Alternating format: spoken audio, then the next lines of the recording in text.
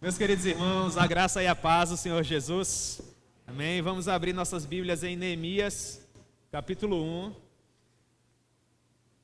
Deus propôs essa palavra ao meu coração, irmãos. Eu estava me preparando para falar em Malaquias, mas Deus mudou alguma coisa aqui no meu interior, mudou uma chave. Nós vamos pensar um pouco sobre Neemias. São contextos completamente diferentes.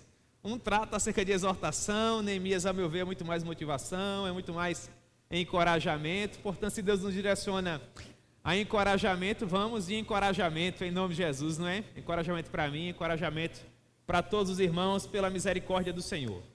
Vocês estão com as suas Bíblias abertas em Neemias capítulo 1? Amém? Então vamos permanecer assim, vamos procurar criar um contexto para compreendermos esse capítulo 1 de Neemias. Construir o contexto para o Antigo Testamento agora fica fácil, uma vez que vocês participaram de um curso de introdução à teologia bíblica, não é assim, irmãos? E quando o pregador diz, abram suas Bíblias em determinado livro, esse contexto automaticamente já é construído nas mentes de vocês, acredito eu. Portanto, quando nós olhamos para o livro de Neemias de pronto, quais são as informações que nós precisamos para nos orientarmos dentro desse contexto que é tão propício para o nosso entendimento desse documento tão precioso? Pois bem, nós precisamos compreender que muitos séculos antes desse documento ser produzido, houve desdobramentos que estiveram acontecendo dentro do período da monarquia. Vocês sabem muito bem que após a morte de Salomão, último rei do período em que as 12 tribos se encontravam unidas, o povo se dividiu formando dois grandes reinos. 10 tribos ficaram mais ao norte, tendo Samaria como capital, e 2 tribos ficaram na região sul, tendo Jerusalém como capital. Nós estudamos isso no primeiro livro dos Reis. O que ocorre? Por cerca de 200 anos, 20 dinastias estiveram sendo levantadas pelo Senhor, liderando a partir da cidade de Samaria, capitaneando o reino do norte. E nós aprendemos, através da pena do profeta Jeremias, que esses 20 reis, esses 20 monarcas, fizeram aquilo que era mal perante os olhos do Senhor, de modo que no final do 8º século, Deus permite que o povo assírio viaje por toda a região do Oriente, invada aquilo que pertencia às 10 tribos do norte, desde a Galileia até a região de Samaria, e levasse aquelas 10 tribos cativas para a região da Assíria. As 10 tribos do norte se misturaram com os povos que viviam na Assíria e desapareceram. Desde o desaparecimento das tribos do norte, até finalmente os babilônicos baterem a porta da região sul, 1 século se passou, 100 anos. Portanto, após o desaparecimento das tribos do norte, a região que compreendia Benjamim e Judá, levou 100 anos para olhar para o exemplo dos irmãos do norte e se arrependerem. Porque aquele povo também vivia em crassa idolatria. Se bem que dentro da região mais ao sul, Deus permitiu alguns períodos de avivamento, por exemplo, com Ezequias, com Uzias, com Asa e finalmente com o rei Josias. Deus ainda esteve levantando profetas à semelhança do que ele fez na região mais ao norte. Deus levantou Jeremias, Deus levantou Miqueias, Deus levantou Abacuque, mas nem com esses homens tão apaixonados pelo Senhor, pregando o evangelho. O Jeremias era peculiar quanto a isso, ele chorava e ele procurava se humilhar para que o povo se arrependesse do seu pecado de idolatria, mas nem assim o povo se arrependeu. Nós aprendemos isso no 2º livro dos Reis, nós aprendemos isso no livro das Crônicas, porção final, de modo que Deus permitiu que os babilônicos viajassem por toda a extensão do mundo, viessem até Jerusalém, cercassem a cidade, e após alguns meses Jerusalém caiu sob o domínio dos babilônicos, segundo a Reis capítulo 24. E o povo do Senhor, que fazia parte daquela região mais ao sul, foi levado cativo para a Babilônia em 3 levas. Esse é o contexto do Salmo 139. Vocês lembram do curso? Junto aos rios da Babilônia, nós nos assentávamos e chorávamos, nos lembrando de Sião. Lá na terra estrangeira, os nossos adversários pediam para que nós cantássemos alguma canção do templo de Jerusalém. Mas como nós poderíamos louvar ao nosso Deus em terra estranha? Pelo contrário, nós pendurávamos as nossas harpas nos salgueiros e dizíamos que o nosso braço direito seque e que a nossa língua perca o palato, se nós não preferirmos a Jerusalém como a nossa maior alegria. É o contexto do livro de Lamentações de Jeremias, é o contexto do livro do profeta Daniel, é o contexto do livro do profeta Ezequiel. Vocês estão construindo aí, irmãos? Pois bem, quanto tempo o povo permaneceu na Babilônia? 70 anos, para que a idolatria fosse purgada, para que o pecado do povo fosse finalmente amainado, até que finalmente 70 anos depois, profecia de Daniel, capítulo 5, profecia de Isaías, capítulo 44, capítulo 5, Deus finalmente dá-se por satisfeito à medida de todos os pecados cometidos por toda a dinastia neobabilônica, finalmente completa o cálice da ira de Deus. E Deus finalmente, no meio daquela festa, quando Belsazar bebia nos utensílios do templo do Senhor, permite que aquela mão misteriosa escreva na parede, dizendo que o tempo da Babilônia, como a grande dominadora do mundo, havia finalmente chegado ao fim. Naquela mesma noite, Ciro o Persa, para que se cumprisse a profecia de Isaías, percebam, 200 anos antes, Isaías estava profetizando que Deus levantaria o seu ungido, chamado Ciro, para governar sobre todo o mundo. Ciro domina a Babilônia em um dia, coisas que impérios poderosos não conseguiram ao longo de muitos e muitos anos. E quando ele finalmente se assenta no trono do mundo, aqueles judeus piedosos sendo liderados por um príncipe regente da linhagem de Davi chamado Zorobabel. Vocês conhecem o Zorobabel? Ele apresenta os livros da lei a Ciro, as profecias do profeta Isaías, as profecias do profeta Jeremias. E quando Ciro toma conhecimento daquelas informações, ele pergunta para o povo o que eles gostariam que de fato fosse feito por eles. E aquelas pessoas pediram a permissão de finalmente voltar para casa, voltar para Jerusalém. E na proporção em que eles viajaram da Babilônia, ou melhor, de Israel para a Babilônia em 3 levas, da mesma forma agora o Senhor permitia que 70 anos depois eles voltassem para casa em 3 levas. Se eles foram levados para a Babilônia em 605, 70 anos depois, em algum momento por volta do ano 535, eles estavam agora voltando para casa. Quem liderou essa primeira viagem? Zorobabel, um homem da linhagem de Davi, para que toda a raiz de Jessé fosse preservada, para que a aristocracia de Judá estivesse dentro dos limites de Israel. Por que vocês acham, pensando lá no nosso curso, que Deus fez questão que a primeira leva de judeus fosse lideradas por um príncipe da linhagem de Davi? Porque 5 séculos depois nasceria de fato o Rei dos Reis, e sua árvore genealógica precisava ser preservada. Jesus precisaria especificamente descender de que tribo? De Judá. E ele deveria ser filho de que rei? De Davi. Não é magnífico, irmãos? Vocês sabem tudo isso. Cerca de 70 anos depois, nós temos a segunda leva. Uma leva de reestruturação espiritual, para que o culto público fosse restaurado, para que a lei do Senhor mais uma vez fosse ensinada, para que os turnos sacerdotais fossem restaurados, para que os levitas pudessem voltar a louvar. É a grande leva do escriba Esdras. Olha o contexto do livro de Esdras aparecendo. Período pós-exílico, em algum momento por volta do ano 558, ou melhor, 458 a.C., meados do 5º século. Esdras volta, mas a dificuldade era tamanha, porque naquele contexto histórico, para que nós pudéssemos adorar de uma maneira perfeita e agradável a Deus, nós precisávamos do templo. E como o templo se encontrava? Em ruínas, mas não apenas o templo, a própria cidade se encontrava em frangalhos. As muralhas destruídas, as portas queimadas, um verdadeiro caos imperava no cálice de tontear as nações, na cidade do grande rei. Como a cidade do Senhor poderia permanecer em ruínas? Portanto, Esdras compreendia qual era a natureza do seu chamado. Esdras era um pregador, Esdras era um restaurador da lei, era um homem das sagradas escrituras. Esdras não era um administrador, Esdras não era um reconstrutor.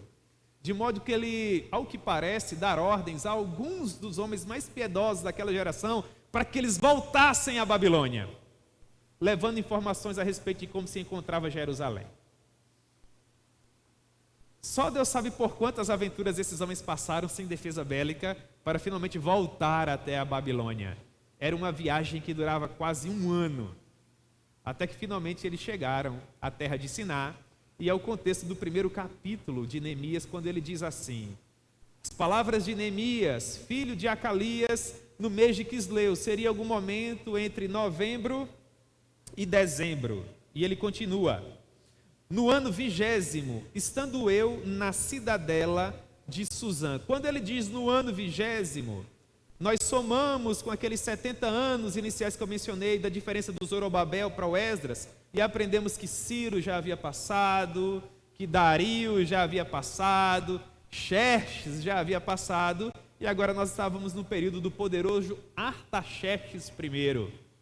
Esse homem governava o mundo, e Neemias se encontrava na cidadela de Suzã. Perceba, a essa altura, a Babilônia não era mais a capital do mundo, mas Suzã, a principal cidade da Pérsia, é que ditava as regras. A corte imperial se encontrava em Suzã, e a Babilônia, para que se cumprisse as profecias de Jeremias, se encontrava agora em ruínas, uma terra de chacais, onde aqueles que passavam assoviavam e meneavam a cabeça. Quem diria, hein, irmãos, como Deus é poderoso. Pois bem, veio Hanani, provavelmente com instruções dadas por Esdras, e Neemias diz: um dos meus irmãos, alguém que era parente de Neemias, alguém que havia sido criado na corte de Artaxerxes com ele, e junto com ele alguns outros irmãos que eram provenientes de Judá. Então, diz Neemias, eu lhes perguntei pelos judeus que escaparam e que não foram levados para o exílio e acerca de Jerusalém. Portanto, haviam duas inquietações no coração de Neemias. Ele queria saber como os seus irmãos que estavam em Jerusalém estavam instalados e como, de fato, a cidade se encontrava. E isso me chama muito a atenção. Por que isso me chama a atenção? Porque isso não era responsabilidade de Neemias. E enquanto seres humanos, nós só nos inclinamos para fazer aquilo que nos compete. E como Deus falava ao meu coração através desse comportamento do Neemias? Porque quem é esse homem? Ora, Neemias é um vassalo, Neemias é um escravo, que através dos meios de graça, sabe lá o Senhor como, foi elevado à condição de copeiro do rei. Neemias, portanto, era o homem de maior confiança dentro de todo aquele palácio. Competia a Neemias provar de tudo aquilo que Artaxerxes comeria, porque assassinatos eram comuns em cortes despóticas como essa. Portanto, Neemias era um homem que estava à direita do rei. Não é à toa que no capítulo 2, quando Neemias se encontra entristecido por conta do contexto de Jerusalém, o rei fica preocupado. Qual o motivo da tua tristeza, Neemias? Será que você tomou veneno e vai morrer? Neemias era esse homem de confiança que caminhava pelos corredores badalados da grande cidadela de Suzã, que se vestia de escarlata, que frequentava as cortes mais badaladas, os círculos sociais mais badalados. Ele era a aristocracia da época, recebia um salário auspicioso, vivia em pompa, luxo e conforto. Onde o rei estava, ele necessariamente precisava estar, desde o nascer do sol até o poente, do crepúsculo até o ocaso. Imaginem todas as viagens, todas as dançarinas, todos os cantores, todos os músicos, toda a pompa, luxo e conforto que permeavam a vida de Neemias. Era qualquer coisa extraordinária. Dificilmente um ser humano, num contexto pomposo, luxuoso assim, se preocuparia com um punhado de escravos que estavam a meses de distância. Através de uma viagem dificílima, atravessando milhares de países, 2 grandes rios caudalosos, inimigos atrozes. Neemias estava muito bem obrigado, mas ele queria saber acerca da situação dos seus irmãos. Ele queria saber como se encontrava a cidade do seu rei, do seu Deus. Nós encontramos parâmetros formidáveis aqui, entre Neemias e Moisés. A situação de Neemias, respeitadas as devidas proporções, era semelhante à de Moisés. Moisés era um príncipe do Egito, um homem de sangue azul, versado em toda a ciência, em toda a cultura daquele grande povo, que governava todo o mundo conhecido. Qual seria, portanto, a preocupação de Moisés com um grupo de escravos? Mas Moisés se preocupava. Por quê? Por que Neemias se preocupava? Porque tanto Moisés como Neemias amavam. E quando nós amamos, nós nos importamos. Por que o povo do Senhor se importa tão pouco hoje? Porque o povo do Senhor ama muito pouco hoje. Se nós amássemos mais, nós nos importaríamos muito mais. Se nós, irmãos, tivéssemos melhores condições de compreender aquilo que nos foi dado, nós amaríamos muito mais. Você lembra da experiência vivida pelo Senhor Jesus envolvendo a pecadora que beijava os seus pés e aquele homem rico que lhe ofereceu guarida em sua casa? Por que a resposta da mulher, quando perdoada por Jesus, foi tão chocante em relação a daquele homem abastado? Palavras do Todo-Poderoso. Porque a quem muito foi perdoado, muito ama. A Fernanda Brum, em uma das suas canções, diz assim: só quem conhece a grandeza do perdão que recebeu, oferta em amor todo o tesouro seu, para agradar a Deus. Se nós compreendêssemos melhor aquilo que foi feito por nós na cruz do Calvário, nós nos importaríamos tanto quanto Moisés e tanto quanto Neemias. E ele continua: eu quero saber o que aconteceu aos meus irmãos. Como se encontra Esdras, como se encontra a reconstrução do templo, como se encontra a reconstrução dos muros, os prédios públicos. Os sacerdotes já oficiam, os levitas já cantam, o Senhor já é adorado, o fogo já arde continuamente sobre o altar. Afinal de contas, 12 anos haviam se passado. Mas aqueles homens disseram, pelo contrário, aqueles que foram levados se acham lá na província em grande miséria e desprezo. Os muros de Jerusalém continuam destruídos e as suas portas continuam queimadas. Neemias não era descendente de Arão, ele não pertencia a nenhum dos turnos sacerdotais. Ele não era da ordem dos levitas, não era filho de Corá. Não fazia parte da descendência dos coraitas, dos poderosos cantores. Ele não fazia parte do seleto grupo daqueles que pertencem à minha família favorita dentro do saltério. Ele não era descendente de Asaf. Ele não havia sido chamado para oficiar no templo. Neemias não era da linhagem de Davi. Neemias não possuía sangue azul. Portanto, não haviam parâmetros sacerdotais, não haviam parâmetros levíticos, não haviam parâmetros ministeriais. E ele também não era da ordem dos profetas. Ele não fazia parte do rancho dos profetas.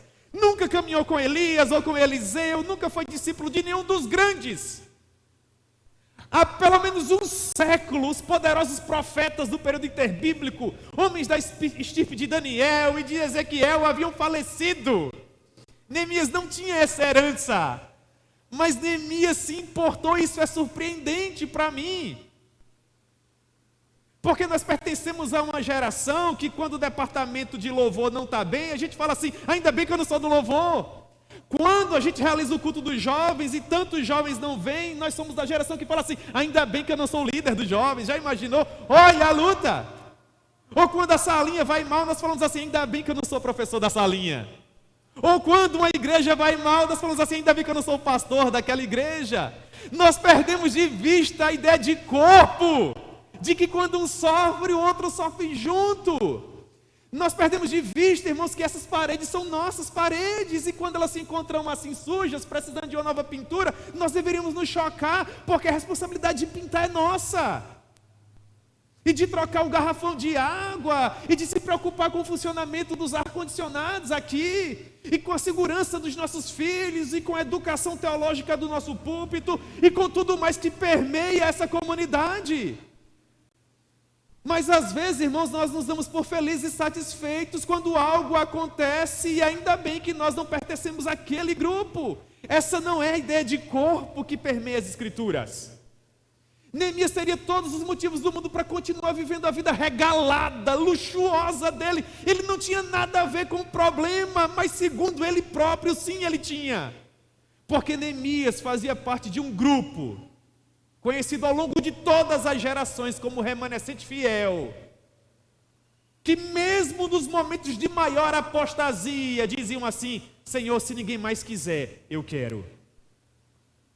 Ninguém mais quer te ver, Senhor, eu quero te ver. Ninguém mais quer te ouvir, eu quero te ouvir. Ninguém mais quer te sentir, eu quero te sentir. Ninguém mais quer fazer, Senhor, eis-me aqui, eu quero. Sempre houve um punhado de homens e mulheres que ao longo dos séculos levaram a igreja nas costas pela glória de Deus, mesmo sendo anônimos, mesmo não sendo os mais badalados, os mais festejados, aqueles que tinham dons que traziam a maior evidência. Esse era Neemias.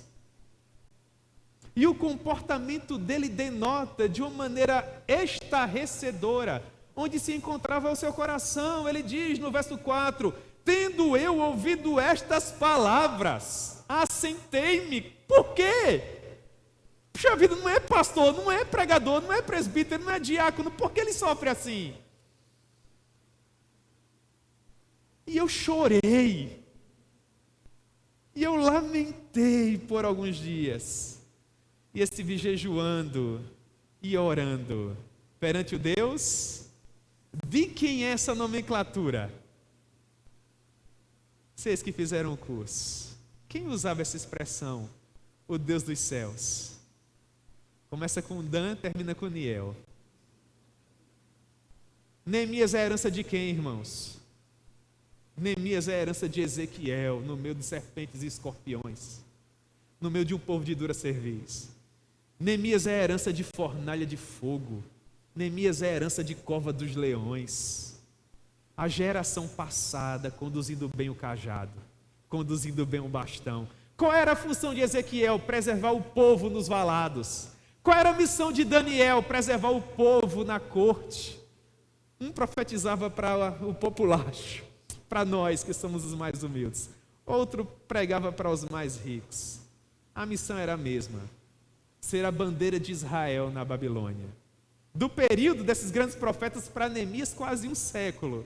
Mas agora nós encontramos um simples copeiro, tão escravo quanto Sadraque, Mesaque, Abednego, o próprio Daniel e inclusive Ezequiel, que de uma maneira extraordinária havia encontrado alguma proeminência, mas que agora, para além de tudo aquilo que a nossa cultura nos aconselha, estude na escola dos campeões, seja o melhor, conquiste o seu lugarzinho ao sol no mercado de trabalho, ganhe muito dinheiro, faça suas viagens internacionais, enriqueça o seu currículo, pare de sofrer.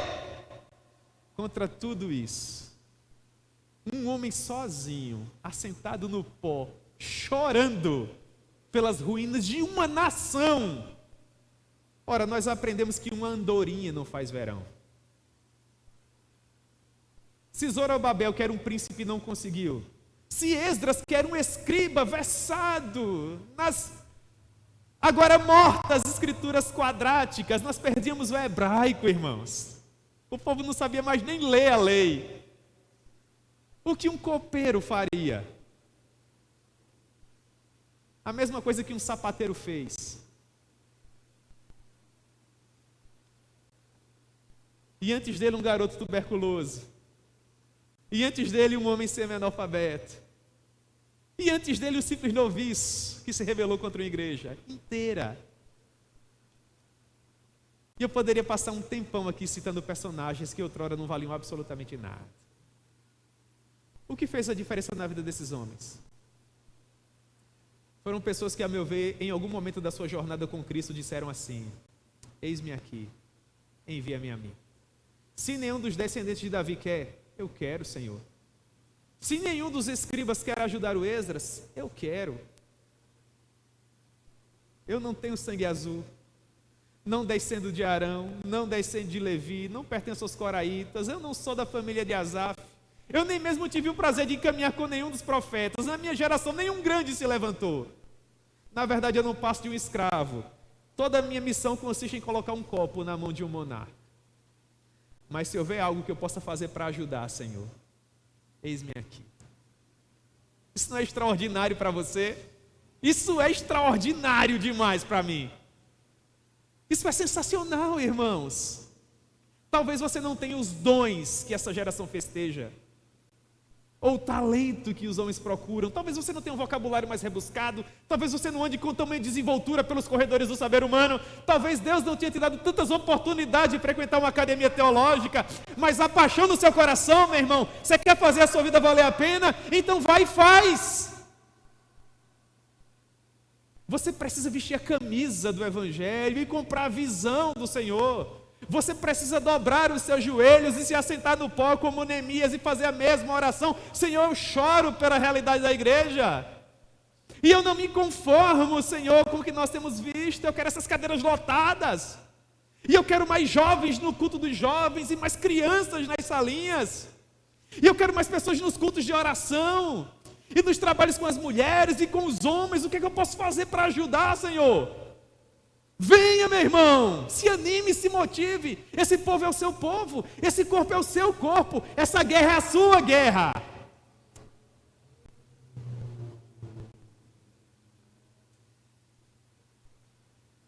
E Neemias regou tudo isso com muita oração. É interessante que ele não toma nenhuma decisão. Por muitos dias ele diz, ele procurou orar e jejuar, e eu quero acreditar que nas entrelinhas esse comportamento é como se ele estivesse dizendo: Senhor, qual é o próximo passo? A sensação que eu tenho olhando para o versículo 4 é que ele não dirige uma oração direta a Deus, acerca da situação dos seus irmãos em Jerusalém, ou mesmo da própria cidade. Pelo contrário, ele vai se consagrar, e ele vai jejuar, até que finalmente, na minha maneira de fazer exegese desse capítulo 1, Deus lhe concede uma direção. E ele começa no verso 5, nos dizendo qual foi a direção. Ele diz: então finalmente eu disse, perceba, depois de alguns dias, versículo 5. Ah, Senhor, eu amo essa expressão, Deus dos céus, Deus grande e temível, que guardas a aliança e a misericórdia para com aqueles que te amam e guardam os teus mandamentos. Você percebe que isso é uma exclamação no versículo 5? O que é que Neemias está dizendo aqui? Ele está afirmando, é uma declaração de propósito. Se fosse no período de Jonathan Edwards, seria uma resolução.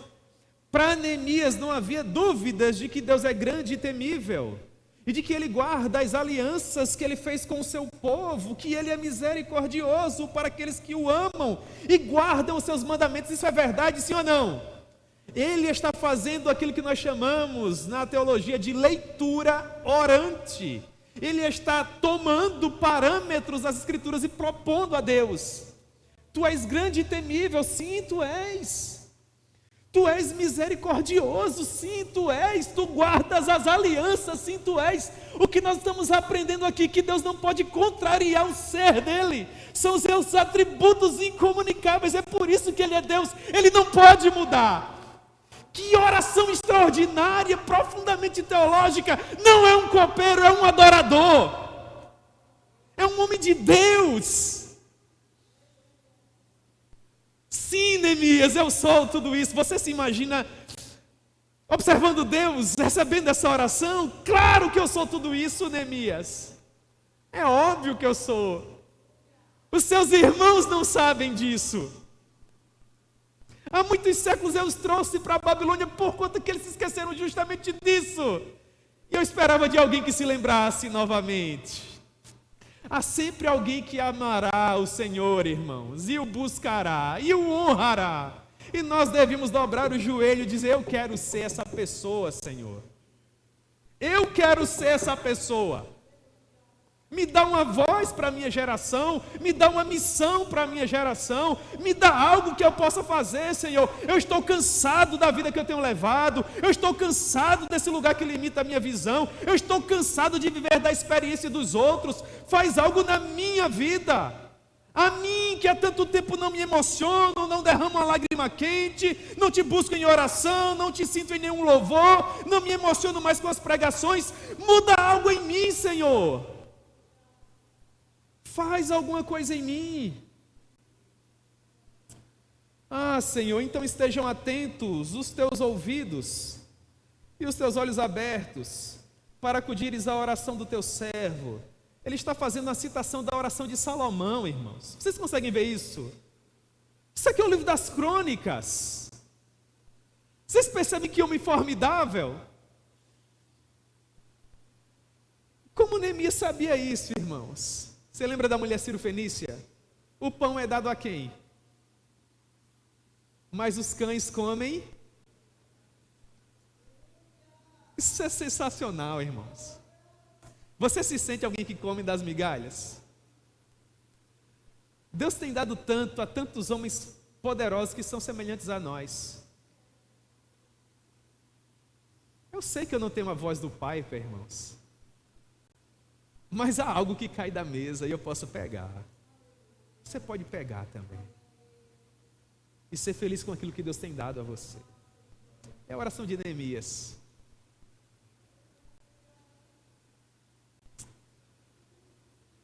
Dá ouvidos à oração do teu servo, Senhor, que hoje eu faço dia e noite. Dia e noite. Isso aqui não é uma oração de 5 minutos, irmãos. No momento em que Deus deu a oração, Neemias entrou em ação. Dia e noite. Dia e noite. Quem quer faz.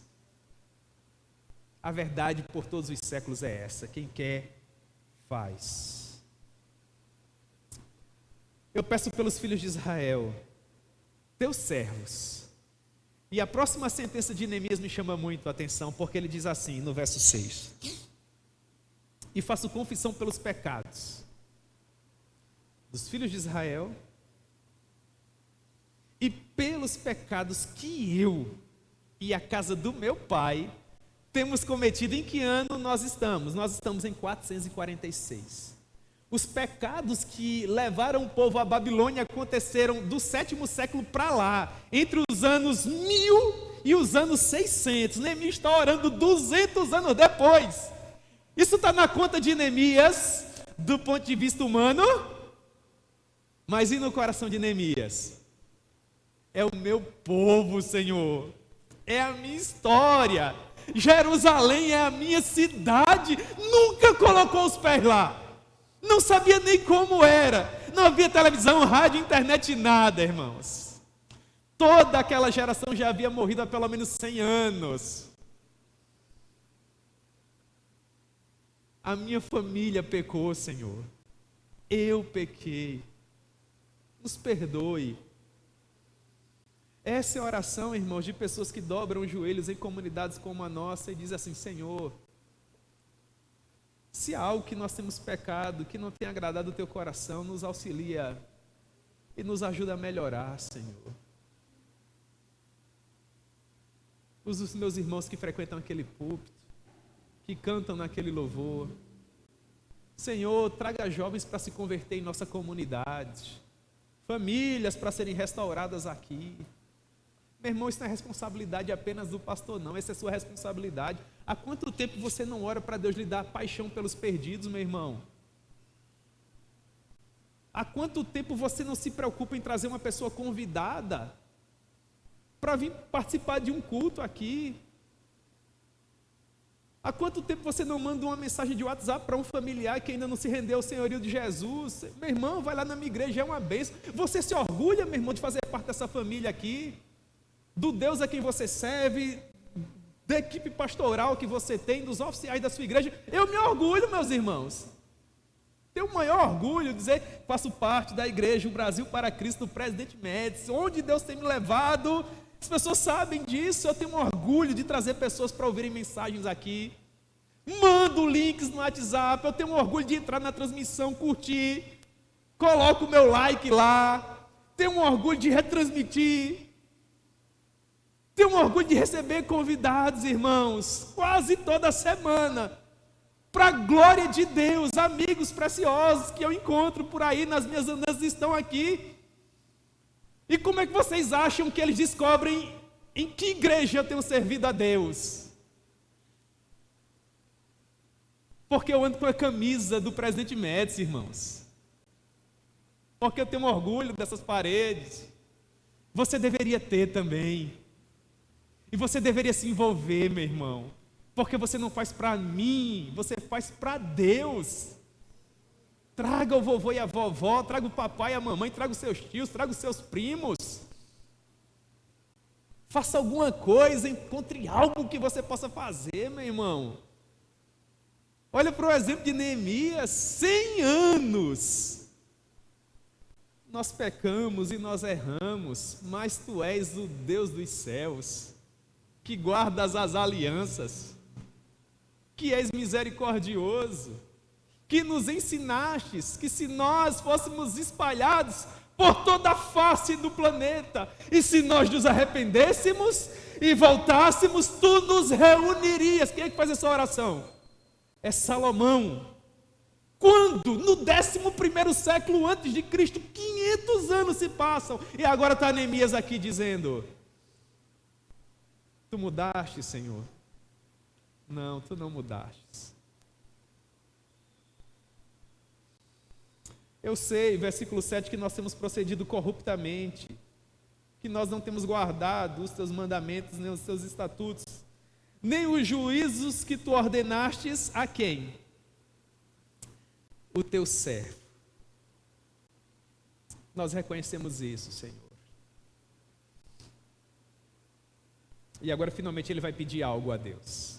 O que ele vai pedir? O que é que vocês acham? Quem conhece o contexto que eu estou tentando explicar para vocês aqui, olha para o que Neemias agora vai pedir e provavelmente vai pensar assim: que audácia! Ele não tem gabarito para pedir isso.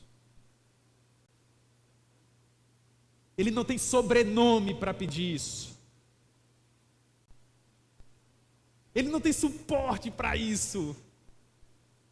Mas quem tem? Charles Spurgeon foi o príncipe dos pregadores. Vocês sabem como ele se converteu? Ele fugia do frio de um inverno severo na Europa. Estava a caminho de uma grande igreja que era liderada pelo seu avô, os maiores pregadores de fala inglesa. Não suportando mais o frio, ele viu uma pequena igreja batista, provinciana. E quando ele entrou, um diácono, semi-analfabeto, coitado, estava pregando a palavra porque o pastor naquela noite não tinha conseguido chegar na igreja, devido à nevasca. E aquele homem pregava no texto do profeta Isaías, que ele havia memorizado. E o que ele repetia? 40 minutos. Olhem para mim e sejam salvos. Olhem para mim e sejam salvos. Sabe quantos anos Spurgeon tinha? 11 anos. E ele disse que foi ouvindo aquele homem analfabeto pregar que ele conseguiu ver. Não tinha o sobrenome. Não tinha nada. Mas 11 anos depois ele pregava para 5.000 pessoas todos os domingos. E a partir daquele momento surgiu o sobrenome Spurgeon.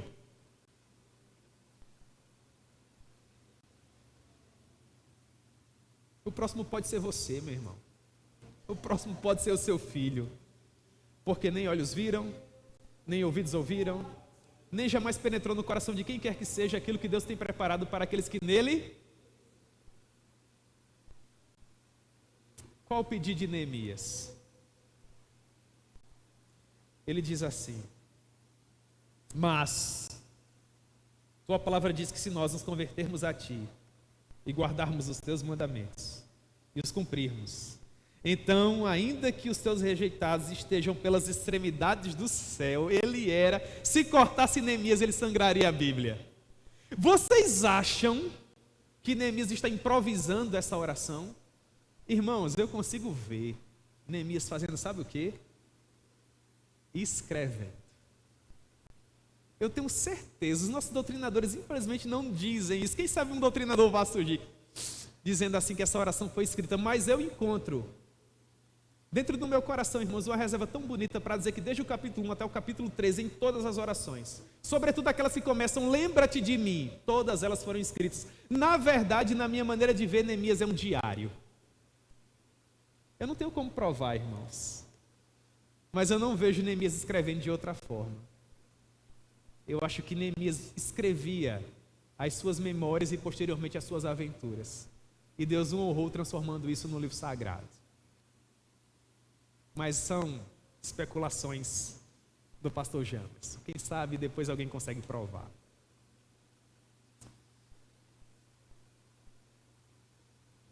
Nós nos arrependemos, Senhor, e nós queremos voltar. Na verdade, nós já voltamos, mas não suportamos mais tanta vergonha, Senhor, tanto opróbrio. Faz alguma coisa, Senhor, faz pelo Teu nome. Levanta alguém para fazer, Senhor. E se o Senhor não encontrar ninguém, eis-me aqui. Que sensacional! Que coisa extraordinária! É a oração do David Livingstone. Senhor, se o Senhor não encontrar ninguém, eis-me aqui. Mas eu só quero te pedir uma coisa. Não importa onde o Senhor me leve, que seja sempre em frente. E em uma geração ele conseguiu mapear todo o continente africano, irmãos.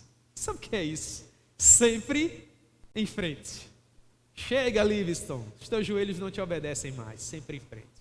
A tua coluna não te obedece mais, sempre em frente. Sempre em frente.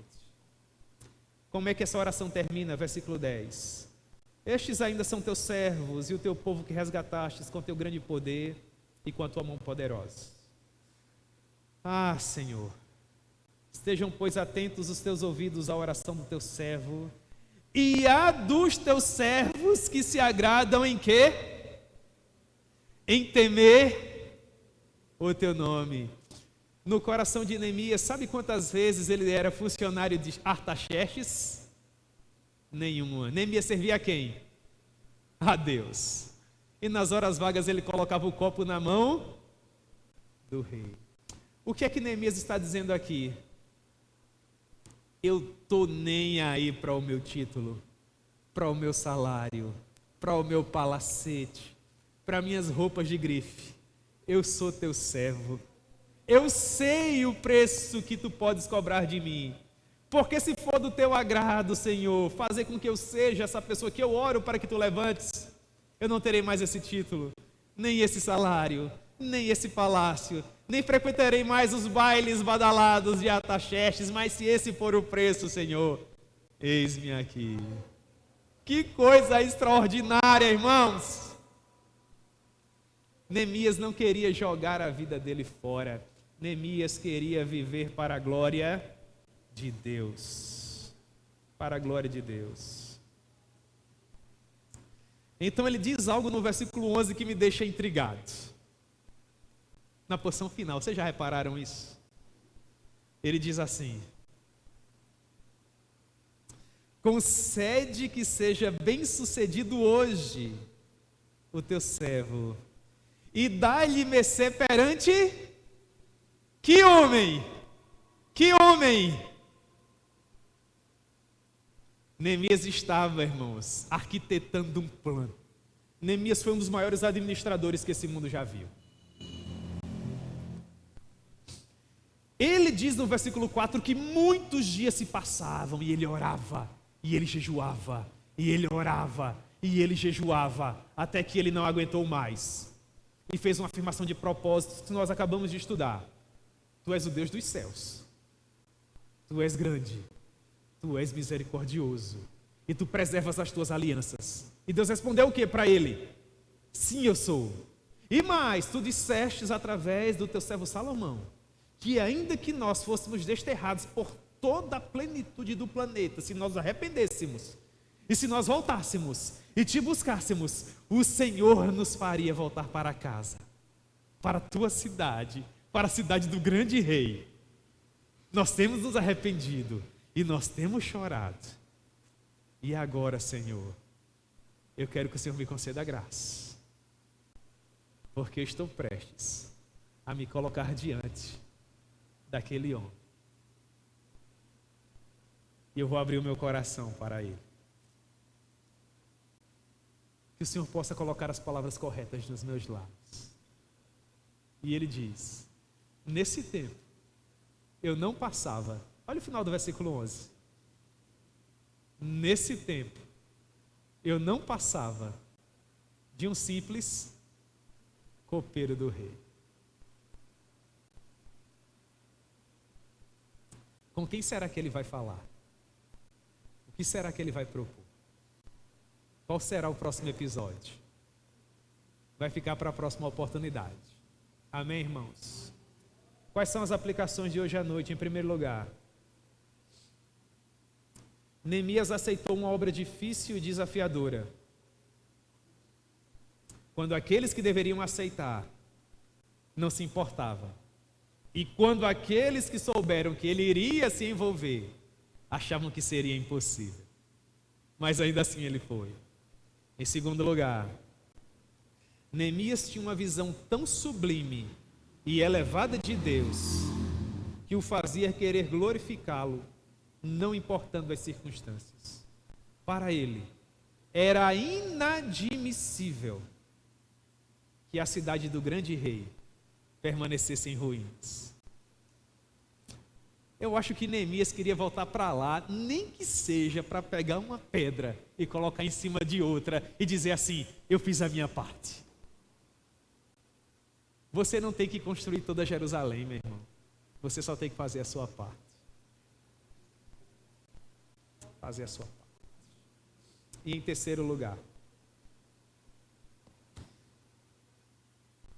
Neemias fez parte de uma geração onde não havia o templo, as sinagogas estavam por ser construídas, a lei do Senhor não era respeitada, não haviam ordens sacerdotais, turnos dos levitas, nenhum grande profeta contemporâneo. Do ponto de vista humano, tudo concorria para Neemias ser uma pessoa que se perderia ao léu do tempo. Mas Neemias ousou querer um pouco mais e pediu a Deus para fazer a vida dele valer a pena. Eu quero encerrar, irmãos, dizendo para vocês que Deus ainda ouve esse tipo de oração e que nada está perdido para nenhum de nós que estamos aqui hoje à noite. Não importa quanto tempo de evangelho você tenha, não importa a idade que você tem, se você ainda quiser fazer algo grande para Deus, eu quero acreditar que Deus ainda pode dar essa oportunidade a você. Então vá lá e faça, em nome de Jesus.